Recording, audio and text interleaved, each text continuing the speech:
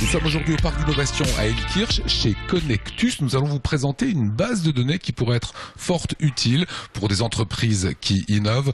Nous sommes avec Nicolas, son président de Connectus. Un petit mot sur Connectus, on ne connaît pas, qu'est-ce que c'est ?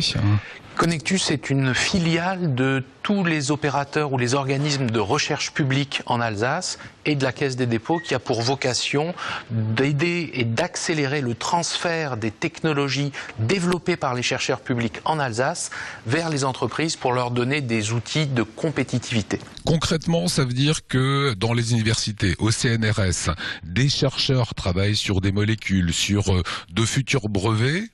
Vous allez arriver chez eux en disant on va regarder la faisabilité ? Absolument. On va regarder la brevetabilité, on va décider ou pas de protéger par un brevet et derrière on va investir pour prouver que ça marche. Voilà, c'est un investissement pour l'Alsace, pour l'avenir, pour plus de compétitivité. Prenons 3 exemples concrets. Une molécule qui est trouvée par un chercheur. Bien, par exemple, on a, qui est en train d'être validée aujourd'hui, une molécule qui permet, pour certains enfants qui sont atteints d'une maladie génétique, de stopper ce qu'on appelle la dégénérescence de certains photorécepteurs. Autrement dit, aujourd'hui, ces enfants deviennent aveugles. Demain, avec cette molécule, ils pourront garder leur capacité visuelle. Donc un chercheur vous a parlé de cette molécule. Et vous avez fait travailler vos équipes pour voir si ça sera brevetable, si on peut en faire un brevet et utilisable dans l'avenir. On a été vers des partenaires industriels potentiellement intéressés pour calibrer avec eux quels sont les tests qu'il faut faire, comment on peut les convaincre que ça fonctionne.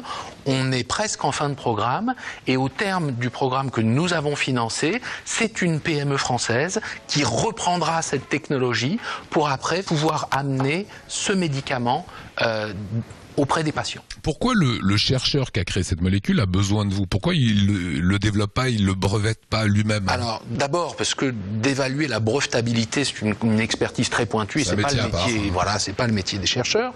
Parce que quand on veut aller en pré-industrialisation, ça n'est plus le chercheur académique qui est en capacité de dire quel test il faut faire. C'est l'entreprise derrière qui utilisera cette technologie. Ça c'est le premier exemple. Autre exemple, vous me parliez de plastique tout à l'heure. Alors on a par exemple une technologie qui va permettre de produire des sacs plastiques, ce qu'on appelle du PLA, c'est des polymères. C'est un supermarché, c'est ce qu'on aura en main. C'est les emballages dans l'alimentaire, c'est les sacs plastiques. Mais ça veut dire qu'un chercheur est venu en vous disant voilà, moi je travaille là-dessus, qu'est-ce que vous pouvez faire pour moi? Absolument. On est toujours dans cette même dynamique. Il est venu en nous disant regardez, à très petite échelle, j'ai réussi à faire ça et j'aimerais pouvoir montrer qu'on peut industrialiser ce procédé et cette technique. Donc nous avons amené des financements qui lui permettent de valider effectivement que demain, une entreprise, j'espère alsacienne, qui produit ce type de polymère pourra adopter cette technologie et dire à ses clients, qui peuvent être des grandes surfaces ou autres, qu'elle propose un produit qui est un produit écologique, non toxique, biosourcé. C'est un vrai avantage concurrentiel. Donc on a vu, vous avez travaillé sur une maladie qui peut faire perdre la vue à des enfants, sur des plastiques, donc 2 domaines totalement différents. Un troisième sur l'asthme. Alors c'est ce qu'on appelle, là on est dans le diagnostic. Aujourd'hui, pour différencier l'asthme de la BPCO, qui est une autre maladie respiratoire assez grave, il faut faire des tests d'effort importants, assez lourds qui coûtent cher à l'hôpital.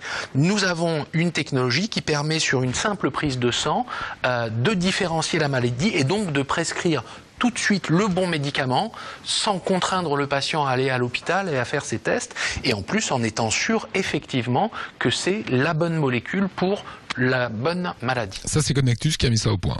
C'est Connectus qui a financé le programme et c'est un laboratoire, des chercheurs publics qui ont inventé, qui ont identifié ce qu'on appelle ce biomarqueur. Donc on vous a expliqué un petit peu voilà l'objet et les missions de Connectus. Aujourd'hui vous lancez Connect Lab.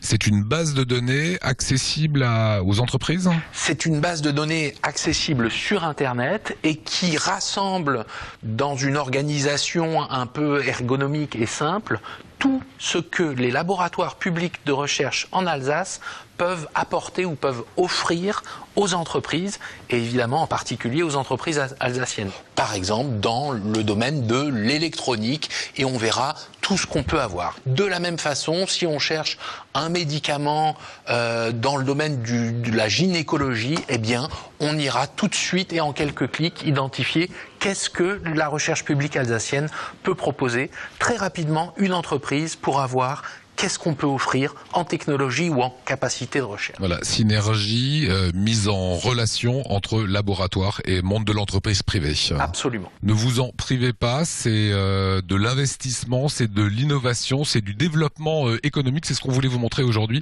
sur Alsace 20.